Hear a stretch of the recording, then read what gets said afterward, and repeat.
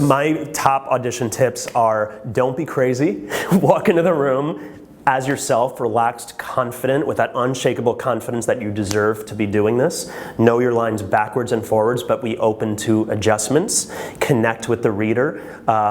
Be someone that someone might want to work with for the next 7 years.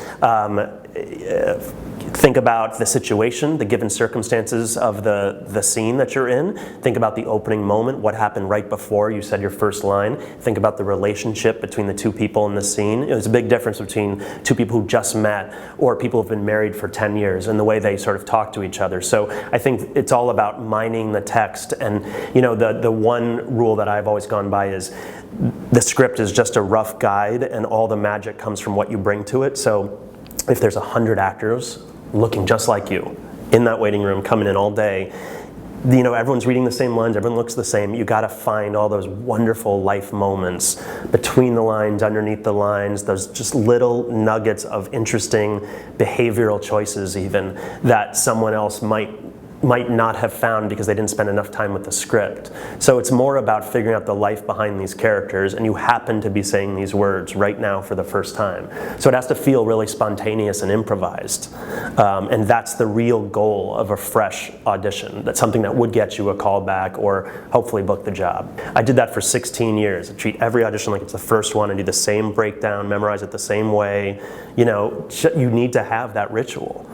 You need to get a concentrated hour of preparation, whatever works for you, where you do the same thing every time you get a script.